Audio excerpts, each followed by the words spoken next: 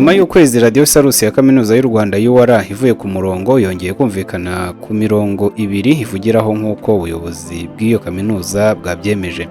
Radio Salus yari yavuye ku murongo mu ntangiriro za Nzeri 2025 bitewe n'icyuma gihuza radio n'iminara Studio Transmitter Link cyagize ikibazo. Ubuyobozi bwa UR buvuga ko bizafata ibyumweru hagati ya 2 na 3 ngo icyo cyuma kiba kivuye mu Butaliyani bagitumije kigere mu Rwanda.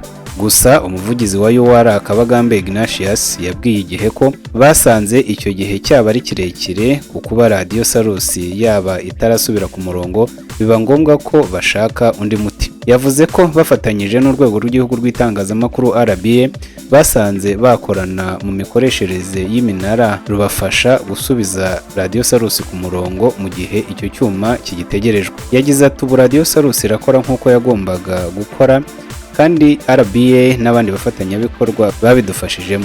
Gahunda yo gusimbuza icyuma cyagize ikibazo yo iracyakomeje, ariko twabonye kumara igihe kigeze ku kwezi itariho byaba ari imbogamizi cyane, ariko aho kizazira kizaza. Twashakishije uburyo bundi RBA iradufasha binyuze mu masezerano tugirana n'ubufatanye mu kazi. Radio Salus yasubiye ku murongo mu byiciro bibiri, aho tariki ya mbere Ukwakira yongeye kumvikana ku murongo wa 97.0 yumvikaniraho cyane mu ntara. Ku itariki ya gatatu Ukwakira 2025 n'umurongo w'101.9 yumvikaniraho i Kigali no mu nkengero nawo usubiraho.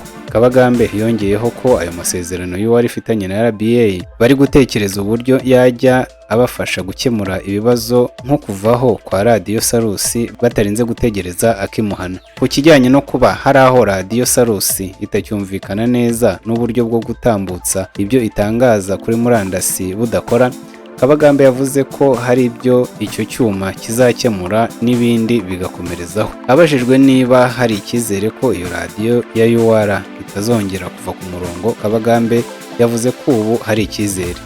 Ati Radio Salus yaherukaga kuva ku murongo mu myaka 13 ishize, ubu yongeye muri 2025. Ubu twakwizeza ko bizashobora kutongera kubaho kuko ubushobozi bugenda bwiyubaka, kandi ubu tuba twigiyemo amasomo atuma dushyiraho ingamba zituma bidasubira. Radio Salus yashinzwe muri 2005 igamije gufasha abanyeshuri b'itangazamakuru ba UR kwiga banemenyereza umwuga, ndetse ubuyobozi bw'iyo kaminuza buteganya kuzafungura na televiziyo yayo mu rwego rwo kongera amasomo ngiro muri uwo mwuga.